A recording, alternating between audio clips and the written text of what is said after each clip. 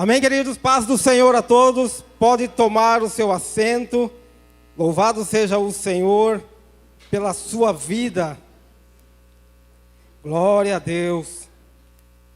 Porque você tirou um tempo para estar na presença de Deus, para buscar ao Senhor, e isso é de suma importância para nós. Agora sim, né? Estamos parecendo um rebanho, né? Tudo junto, tudo unido. Glória a Deus, um rebanho de ovelhas. Feche teus olhos por um momento. Pai querido, em nome do Senhor Jesus, nós queremos como igreja, Senhor, nos render diante da Tua santa presença, Pai. Deus, é assim como uma criança desejando o leite, nós queremos estar sedentos pelo leite, pelo alimento espiritual que só o Senhor pode nos dar, pelo fortalecimento que só o Senhor pode trazer nas nossas vidas. Nós então abrimos, Senhor, o nosso coração, nossa mente, para receber a Tua palavra que é viva e eficaz. Deus, te damos a liberdade de estar se movendo em nosso meio, te damos a liberdade, Senhor, de estar tratando com o nosso coração. Deus, que a Tua palavra venha encontrar, Deus, um abrigo dentro de nós e promover uma profunda mudança para a glória do Senhor. Em nome de Jesus, oramos para que o Senhor venha usar a minha vida como um instrumento em Tuas mãos para levar a mensagem ao Teu povo. Povo esse que foi comprado com um preço tão alto, preço de sangue, e que tem muito valor. Deus, em nome de Jesus, a Ti nós nos rendemos, louvamos e Te glorificamos em nome de Jesus. Amém. Amém? Glória a Deus. Você que trouxe a sua Bíblia, abra lá em Atos capítulo 4, versículo 33. Eu confesso que fiquei muito feliz domingo passado, obrigado Neide, quando a pastora Ariane chegou aqui com o esboço dela também no papel, imprimido. O meu é no papel, mas é reprimido. Mas amém, glória a Deus. É que nós vemos o pastor Rony, o pastor Vailson, né, com laptop. Nós estamos ainda eu estou ainda na era do papel, mas eu gosto disso. Amém? Atos capítulo 4, versículo 33. Quem achou, diga glória a Deus. Com grande poder, os apóstolos davam testemunhos da ressurreição do Senhor Jesus, e em todos havia abundante graça. Diga, em todos. Amém. Nós gostamos muito de falar sobre a morte de Jesus. Eu mesmo,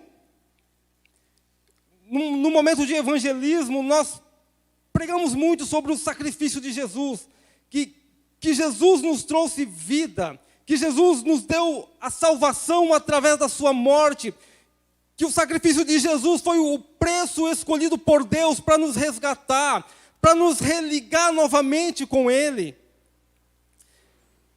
Então entendemos aqui que através do sacrifício de Jesus, nós recebemos a salvação. E um dia desses eu estava meditando na palavra e me deparei com este versículo de Atos 4, 33, que fala que com grande poder os discípulos davam testemunhos da ressurreição de Jesus. Então, tão importante quanto nós falarmos da morte de Jesus, tão importante quanto nós falarmos do sacrifício de Jesus, é podermos falar sobre a ressurreição de Jesus. Porque a ressurreição de Jesus, ele é a garantia do cumprimento da palavra de Deus em nós, como igreja. A ressurreição de Jesus é a certeza de uma vida vitoriosa para nós como cristãos. Porque sabemos que assim como foi pago um alto preço, que Jesus morreu na cruz, nós não estamos abandonados, nós não estamos solitários, lutando uma guerra, uma batalha sozinhos. Mas a ressurreição de Jesus, ela nos trouxe vida, e vida em abundância, e a certeza de que nós não estamos sozinhos nessa caminhada. Posso ouvir um glória a Deus? Aleluias! Em 1 Timóteo 2,5, diz: porquanto há um só Deus e um só mediador entre Deus e os homens, Cristo Jesus, homem, o qual a si mesmo se deu em resgate por todos. Então vemos aqui Jesus sendo o nosso mediador. Qual é o papel do mediador? É fazer a conexão entre duas partes. Eu estava pesquisando sobre isso, não no âmbito bíblico, mas diz que o mediador é aquele que faz a intermediação entre duas partes opostas, que entra no meio para levar a concordância de um lado para o outro. Mas quando olhamos para Jesus sendo o nosso mediador, nós não estamos falando de partes opostas. Estamos falando de nos tornarmos parte do corpo de Cristo, onde a Bíblia fala que nós somos o corpo e Cristo é a cabeça. Então essa mediação podemos ver como Jesus nos pegando e nos colocando assentado nas regiões celestiais, como diz a palavra de Deus, onde nós nos encontramos como cristãos, como homens e mulheres de Deus. Precisamos entender que, embora dependemos dessa terra, embora temos um trabalho secular, embora ainda estudamos em universidade, escolas públicas, ou seja o que for, nós temos que ter uma mentalidade de que nós não fazemos parte deste mundo, que nós somos um povo diferente. Somos alguém que foi resgatado do mundo das trevas, para que o nome do Senhor Jesus fosse glorificado através da nossa vida. No Evangelho de João diz: todos quanto o receberam, Deus deu-lhes o direito, ou o poder de serem feitos, ou chamados filhos de Deus. Isso vai depender da tradução. Mas entendo a profundidade de quem realmente nós somos, a partir do momento que nós entregamos a nossa vida para Jesus. Olha a importância de cada um dentro da igreja, dentro dos lares. Olha a importância sua no bairro aonde você mora. Você já olhou para você e conseguiu se encontrar em Deus? Ver a sua identidade espiritual? Quem realmente você é? Talvez você esteja se perguntando: por que eu estou falando isso? A pastora Ariane, domingo passado, ela trouxe uma ministração muito poderosa. E eu penso assim, a igreja ela precisa sim ser alimentada. Quando somos crianças espirituais, temos que tomar o leite espiritual, mas quando vamos crescendo um pouquinho mais, é preciso nós nos alimentarmos de um alimento mais sólido. E quando Deus olha para a igreja e acha que ela está um pouco desnutrida, precisando de um alimento mais forte, aí a pastora Ariane prega e traz um caldo de mocotó espiritual. Meu querido, se você estiver meio fraco, você sai daqui com as pernas bambeando, tremendo. É a realidade. Então nós precisamos olhar para nós e aprendermos a desenvolver, a deixar Deus usar a nossa vida, e a desenvolver a nossa capacidade de fazer a diferença aonde nós formos. Eu tenho um testemunho para contar da minha vida. Eu sei que eu vou fazer vocês rirem um pouco, mas é uma realidade. Eu sou um homem, a Suzy fala que eu sou muito chato. Eu sou chato mesmo. É tão chato que está há 15 anos já casada comigo.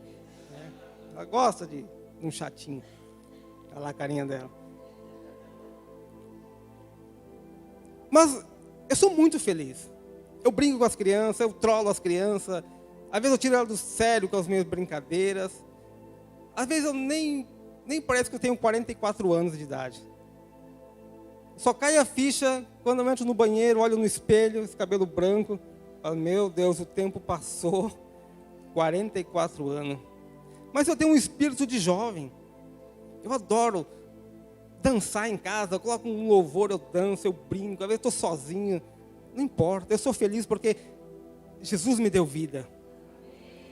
Jesus me deu a razão de ser feliz. E para aqueles que gostam de remexer, eu encontrei um reggaeton gospel. Pensa no louvor, e eu fico lá em casa. Sozinha, claro, né? É liberdade, Davi dançou. Davi, quando estava resgatando a arca de Deus, entrando no reino dele, ele dançou. A Bíblia fala que ele chegou até a se despir dançando, e ele foi rejeitado pela sua mulher. E Deus reprovou a atitude dela e tornou ela estéril. Deus nos faz livre. Nós precisamos entender que os problemas, quando vêm para a nossa vida, eles não podem tirar a nossa alegria, eles não podem roubar o nosso brilho, eles não podem tirar a nossa salvação, a esperança de alcançarmos a vitória.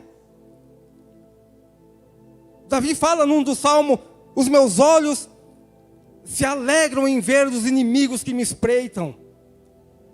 Para nós chegarmos a esse ponto de se alegrar com os problemas, é porque realmente nós temos a razão de viver e sabemos quem nós servimos e quem nós somos em Cristo Jesus. Porque Ele nos dá a vitória. Vamos para o testemunho. Testículo, todo mundo sabe o que é testículo aqui, né? A parte sensível dos homens, né? Meu Deus do céu.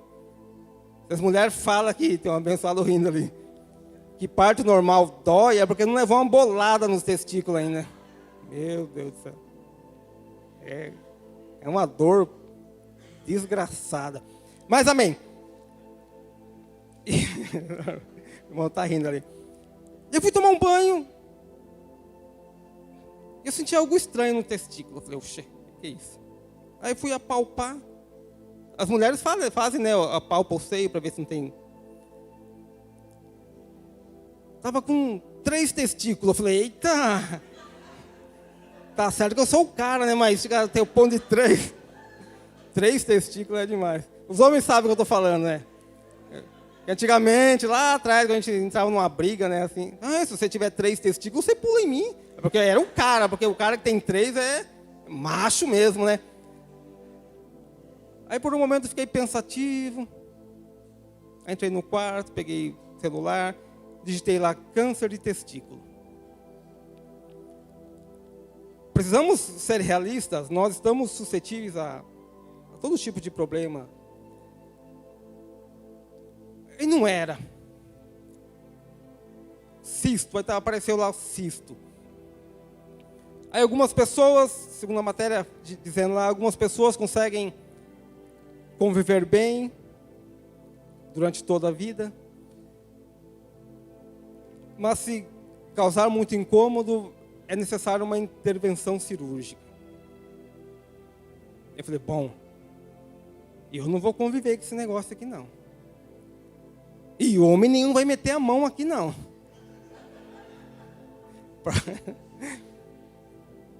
Dobrei o meu joelho ali e falei, Senhor, saiu esse negócio aqui no meu testículo. Eu não sei o que é. Mas eu só sei que não faz parte de mim e eu não vou conviver com isso aqui. E eu sei que o Senhor pode curar. Eu sei que o Senhor pode tirar de mim. Então, em nome de Jesus, eu oro para que o Senhor faça desaparecer do meu corpo. Para a glória do Senhor. Amém? Orei, permaneci firme no meu propósito, na minha oração. Eu ia tomar banho, ia dar uma palpada, estava lá o infeliz. E eu dialogava com ele. Você está aí ainda, é? Vamos ver até quando você vai ficar aí. Porque eu já orei. E eu sei que o meu Deus é poderoso. E passaram-se os dias. E eu notei que gradativamente aquele cisto foi diminuindo de tamanho. E até que desapareceu para a glória do Senhor. Amém? Aleluia! Aplauda ao Senhor. Glória a Deus. Eu falei que tinha que fazer vocês rirem um pouco, senão é que eu sou meio tímido para contar essas coisas. Em casa eu me solto mais. Efésios 4, abra lá, Efésios 4:10. Glória a Deus.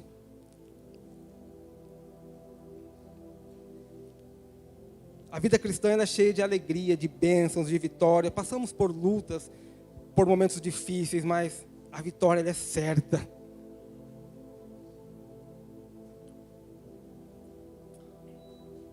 Efésios capítulo 4, versículo 10. Glória a Deus.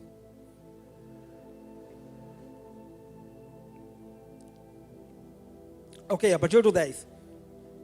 Aquele que desceu é também o mesmo que subiu acima de todos os céus para encher todas as coisas. E ele mesmo concedeu uns para apóstolos, outros para profetas, outros para evangelistas, outros para pastores e mestres, com vista ao aperfeiçoamento do santo, para o desempenho do seu serviço, para a edificação do corpo de Cristo. Até que todos, diga todos, cheguemos à unidade da fé e do pleno conhecimento do Filho de Deus, a perfeita varonilidade, à medida da estatura da plenitude de Cristo. Esse é o nosso objetivo. Crescer espiritualmente. Poder, não estou falando que é errado você depender da oração de um pastor. Eu podia ter ligado para o pastor e falado: pastor, me socorre. Coloca a mão aqui e ora por mim, porque eu estou com um problema no testículo. Eu poderia ter feito isso. Eu poderia ter me desesperado. A mulher, arruma outros, porque aqui já não vai dar mais.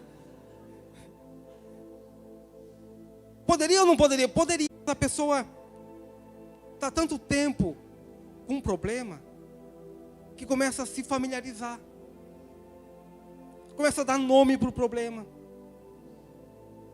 Começa a achar que aquele problema faz parte da vida dela. Que é um karma. Que tem que carregar para o resto da vida. E onde que fica o nome de Jesus nessa altura? E o cego fala: Senhor, eu quero ver novamente. E Jesus cura aquele homem. Segundo a Bíblia, Jesus toca nos olhos dele e restaura a visão. E restaura a visão. Você não pode se familiarizar com o teu problema. Achar que é normal. Achar que só porque todo mundo tem esse problema, você vai carregar também, vai viver dessa maneira. O nome de Deus é glorificado através da nossa vida. Filipenses 3:12. Abra lá. Nós tivemos domingo passado ali no Horto, juntamente com alguns irmãos. E o pastor Vaído trouxe uma ministração sobre criação de filhos. Ele disse que os filhos são como flechas. E nós, como arqueiros, que precisam lançar essa flecha para um alvo. Filipenses capítulo 3.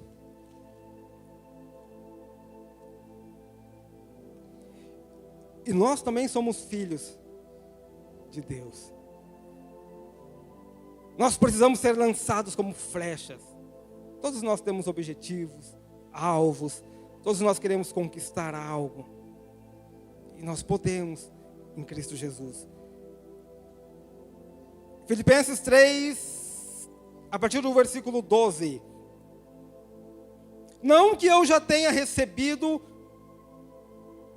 ou tenha já obtido a perfeição, mas prossigo para conquistar aquilo para o que também foi conquistado por Jesus. Irmãos, quanto a mim, não julgo havê-lo alcançado, mas uma coisa faço, esquecendo-me das coisas que para trás ficam e avançando para as que estão diante de mim. Passado é passado. Tive com um amigo meu, já vou falar um pouquinho dele também. Eu falei para ele, eu gosto de olhar para o meu passado e ver da onde Jesus me tirou, para que eu não queira voltar para lá novamente. É só para isso, eu olho para trás só para ver o meu passado, e olhar para mim hoje e ver o que Jesus fez. E eu não querer voltar para lá, eu não querer viver as velhas práticas. É interessante aqui no versículo 12 diz, não que eu já tenha recebido, ou já tenha obtido a perfeição, mas prossigo para conquistar aquilo para o que também fui conquistado. Jesus nos conquistou, nos ganhou, nos comprou com o objetivo de conquistarmos a palavra de Deus, de fazermos valer todo o sacrifício de Jesus. Prossigo para o alvo.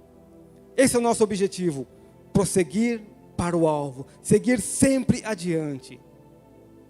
Deus é o que está mais interessado em que você seja abençoado do que muitas pessoas pensam. Olha o que ele fala em Filipenses 2,13, aqui mesmo, volta um pouquinho. Filipenses capítulo 2, versículo 13.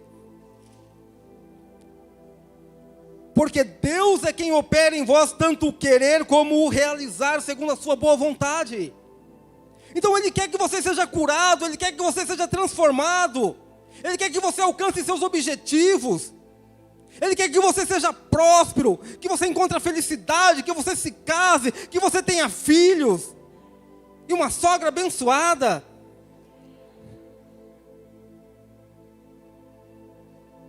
Efetua em nós tanto o querer como o realizar. Então Ele fala, eu quero e eu vou realizar na sua vida. Isso que Deus tem para nós. Eu vou contar algo sobre um amigo meu. Eu já falei algumas vezes sobre ele. Mas eu firmei um compromisso com ele diante de Deus. Ele vinha na igreja, na última vez que ele trabalhou comigo, na casa da Cris, fizemos um contrapiso lá. E naquela época ele ainda não estava tão ruim de saúde. Ele está com artrite, artrose, está tudo entrevado, ele mal e mal consegue andar. E na época lá que ele foi trabalhar comigo lá na casa do Edivaldo, da Cris, ainda brinquei, tirei sarro dele. Eu falei, Cris, a mulher largou dele, eu falei, e tinha largado mesmo, né? Mas eu brinco com ele. A mulher falou, vamos namorar, amor. Eu falei, até ele tirar a roupa, a mulher desistiu aí. A mulher largou dele. Mas é uma realidade séria. Eu tive com ele. Eu tenho orado com ele. Eu tenho ministrado a palavra de Deus sobre ele. Mas pouca coisa tem mudado. Coisas insignificantes têm acontecido. E ele era da quadrangular, quando era mais jovem. E quando eu conheci ele já estava desviado, E até por um tempo, quando começamos, quando a pastora Ariane e o pastor Vailton começou esse trabalho aqui em Ponta Porã, ele ainda participava de umas reuniões conosco, dos cultos. Eu tenho foto dele aqui perto onde era o primeiro salão que nós alugamos, perto do João Carlos. Ele tocando violão. Só que alguém que se afastou muito de Deus. Foi muito distante da presença de Deus. E pouca coisa tem acontecido. Nós temos orado, temos buscado a Deus. E em casa eu me pergunto, Senhor, o que está acontecendo na vida do Mário? E esses dias eu dobrei o joelho e falei, Senhor, fala comigo, eu preciso saber, Senhor. Qual é o propósito em tudo isso? O que está acontecendo? E naquela noite eu tive um sonho. Onde eu creio realmente que foi uma resposta de Deus. Nesse sonho eu tinha uma casa, e bem ao lado da casa, já assim, era um açude. Só para que vocês possam sintonizar bem com o sonho e a vida do Mário. A maior parte do tempo ele fica sentado na cadeira. Porque realmente ele perdeu quase 100% da locomoção motora dele. Eu tive esse sonho. Aí ao lado da casa, assim, um açude muito grande. E eu e mais um trabalhando dentro desse açude. A água batia até a altura aqui do pescoço. Eu não sei o que nós estávamos fazendo ali naquela água, mas no sonho nós estávamos trabalhando. Eu comecei a me afastar um pouco e trompei em algo. E eu virei, era um cadáver. Alguém sentado numa cadeira, morto. Debaixo d'água, a água cobria. Eu falei, tem um cadáver aqui, tem um morto aqui. E eu saí então da água, me dirigi até a casa. Entrei dentro da casa para pegar uma espécie de prancha de surf mais pequena. Então a minha ideia naquele sonho era colocar aquele cadáver em cima e transportar ele até a casa. E eu peguei aquela prancha, entrei na água novamente. E tinha uma menina que queria ir junto. Eu voltei para entregar uma prancha para ela. E a hora que eu viro, já não era mais água no sonho. Era uma cascalheira, uma pedreira. Tudo pedra. E tinha uma parte que era retirada a pedra, como se fosse aqui, assim, mas bem fundo. E já não estava mais aqui aquele cadáver, então, e tinha uma criança. O rostinho, coisa mais linda, perfeito o rosto. Mas o corpo estava dilacerado, desmanchando, apodrecendo. E eu e esse mais um que estava na água, que agora estava na pedra, íamos pegar aquela criança com cuidado. Mas eu senti que ele estava meio com nojo de pegar. E eu peguei, abracei aquela criança, e aquela criança estava viva. O rostinho perfeito, e aquela criança falava. Era um bebezinho, mas falava. Estava perfeita o rosto, mas o corpo estava dilacerado. E eu peguei aquela criança no colo, fui para dentro da casa. E ali eu encontrei a pastora Ariane. E a pastora Ariane falou, você conseguiu descobrir como que essa criança foi parar lá? Eu falei, não, eu perguntei, mas ela não falou. E eu pedi então no sonho para que alguém fosse pegar uma banheira para mim, acomodar aquela criança, deixar ela mais confortável, porque o corpo dela estava desmanchando. E alguém foi e não encontrou a banheira, voltou. Eu falei, não, está lá, a banheira cor-de-rosa, lá no quartinho. E nisso apareceu alguém com uma mamadeira. E eu com aquela criança no colo. E essa pessoa deu essa mamadeira para essa criança. E aquela criança tomou, assim, estava numa fome tão intensa que ela tomava e chegava a derramar, escorrer pela boca e se engasgava. E aquela cena me comoveu muito, eu chorei muito no sonho, chorava de soluçar com aquela criança no colo, e aquela criança desesperada tomando leite. E eu acordei. E a primeira pessoa que veio na minha mente foi o Mário. Pastor Ortiz nem conheceu ele, né, pastor? Mário Rosa. Sim, não, conheceu assim, na época do Anselmo também, que nós tínhamos trabalho no Vilela lá. E eu acordei e veio ele na mente. Falei, leite espiritual. Eu fui até a casa dele. Conversei com ele. Falei, Mário, vamos começar do zero. Você está disposto? Ele falou, não, eu estou, eu quero. Então vamos começar do zero. Do leite espiritual. Você vai esquecer tudo que você aprendeu quando você foi crente na tua vida um dia. Vamos refazer essa aliança com Deus. E tinha algo no meu coração que há muito tempo Deus estava martelando para falar para ele. Sobre um princípio que temos que aprender a viver. Eu esqueci do horário.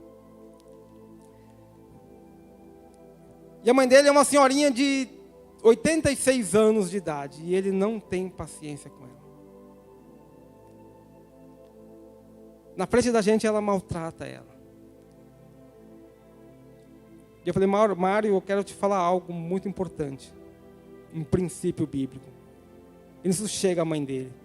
Mãe, eu estou conversando, mãe, por favor, mãe, vai embora, mãe. Mãe, por favor, sabe? Tá, meu filho, tá, mãe. Oh, essa velha parece ter uma coisa. Eu falei, dona Severina, pode deixar que eu vou dar um puxão de orelha nele. Ela saiu. Eu falei, Mária, é sobre isso que eu quero falar com você. A Bíblia fala, honra pai e mãe para que prolongue os seus dias sobre a terra e tudo quanto você fizer prosperará. Você está quebrando um princípio bíblico. Pode ser a pior mãe, o pior pai, mas é uma autoridade constituída por Deus sobre nossas vidas. E a partir do momento que nós quebramos um princípio, nós deixamos de ser abençoados. Ele falou, é verdade, Mauro. Eu tenho muita mágoa no coração da minha mãe. Eu tenho muita mágoa dela. Porque ela já me amaldiçoou muito, falou muitas palavras negativas para mim. Eu falei, você vai chamar a tua mãe na primeira oportunidade, vai sentar com ela e vai falar, mãe, me perdoa. Por todas as vezes que eu não tive paciência com a senhora. Me perdoa por todas as vezes que eu maltratei a senhora. Porque depois que ela morrer, não vai adiantar nada você se debruçar no caixão, pedir perdão, falar no ouvido dela, falar que você amava, não vai resolver, porque ela não vai ouvir. Aproveite enquanto ela está viva.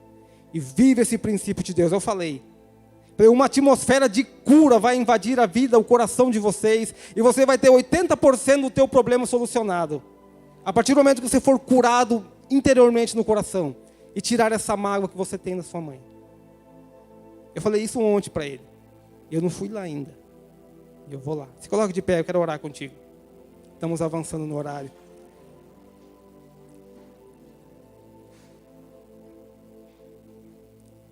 Eu quero que você olhe para você.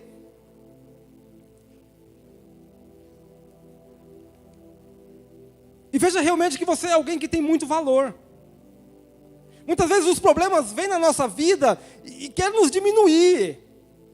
As dificuldades vêm, problemas financeiros, problemas de saúde. E querem roubar aquilo que Deus fez por nós. Querem tirar de nós o preço que foi pago. E muitas vezes nós somos levados a viver uma vida medíocre, espiritualmente falando, uma vida de derrota. Porque nós não conseguimos nos encontrar. Não conseguimos olhar para nós e ver que nós temos uma identidade espiritual. Que a partir do momento que nós entregamos a nossa vida para Jesus, nós recebemos o direito de sermos filhos de Deus. Se somos filhos de Deus, somos herdeiros das promessas. Essa é uma realidade. Não tenha medo em declarar a bênção de Deus sobre a sua vida. A Bíblia fala, é por meio dele. Eu esqueci de ler um versículo, eu vou ler um versículo. 2 Coríntios 18, 20. Por quantas são as promessas de Deus, tantas tem nele o sim. Porquanto também por ele é o amém, para a glória de Deus, por nosso intermédio. Então em todas as promessas de Deus, Deus diz sim. E por ele é o amém. Amém. Vai em frente, meu filho. Conquiste aquilo que eu conquistei para vocês na cruz. Receba a cura, receba a vitória. Viva uma vida próspera. Alcance seus objetivos, seus sonhos. Mas nunca se esqueça que o nosso objetivo maior é o reino celestial. Feche teus olhos. Eu contei desse meu colega, o Mário, porque eu creio no milagre que Deus vai fazer. E ele vai vir aqui dar testemunho da grandeza de Deus.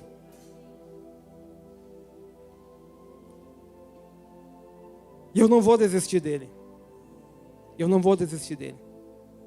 A Neide até me pediu para fazer uma visita para o pai dela, eu acabei até me esquecendo, eu lembrei hoje. Você vê como é que minha memória está, né? 44 anos já está falhando. Meu Deus do céu. Mas amém. Feche teus olhos. Eu não sei